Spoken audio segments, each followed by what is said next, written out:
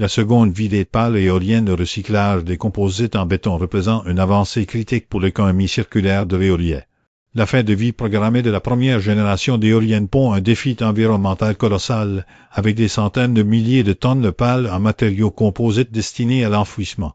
L'initiative pionnière, évoquée depuis Sherbrooke, propose une rupture technologique en intégrant ces déchets comme granulats dans la fabrication du béton.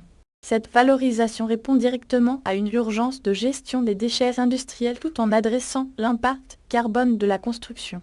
Elle transforme une contrainte logistique majeure pour le secteur des énergies renouvelables en une opportunité d'innovation, créant ainsi une boucle de circularité essentielle à la crédibilité écologique de la filière.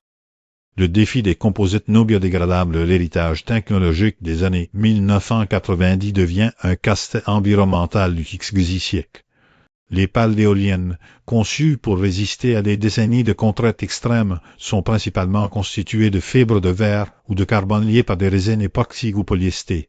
Ces matériaux, bien que parfaits pour leur usage initial, sont notoirement difficiles à séparer et à recycler de manière économiquement viable.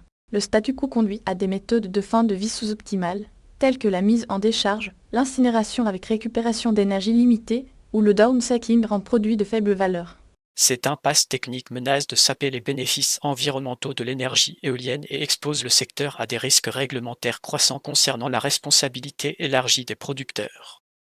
Mécanique de la transformation et de la valeur la pyrolyse et la fragmentation ouvrent la voie à une substitution partielle des granulats traditionnels. Le procédé de valorisation repose sur une déconstruction en plusieurs étapes. Les pales sont d'abord découpées puis subissent un traitement thermique comme la pyrolyse pour décomposer les résines et libérer les fibres. Ces dernières sont ensuite broyées pour obtenir une granulométrie contrôlée. Incorporées dans la matrice cimentaire, ces fibres recyclées peuvent potentiellement modifier les propriétés du béton, influençant sa résistance à la fissuration, sa durabilité ou sa masse.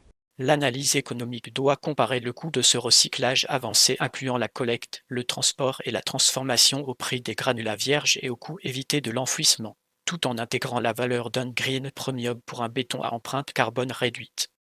Verdict, une nécessité stratégique pour la filière, cette innovation est un impératif pour la pérennité et l'acceptabilité sociale de l'éolien. La voie du béton recyclé n'est pas une simple option de valorisation, mais une condition sine qua non pour l'expansion future de l'énergie éolienne face à des critères ESG de plus en plus stricts. Les prochaines étapes impliquent de valider les propriétés mécaniques à grande échelle, d'établir des normes industrielles et de structurer les chaînes logistiques régionales de collecte. Le risque principal réside dans une économie du procédé non compétitif sans incitation réglementaire ou fiscale.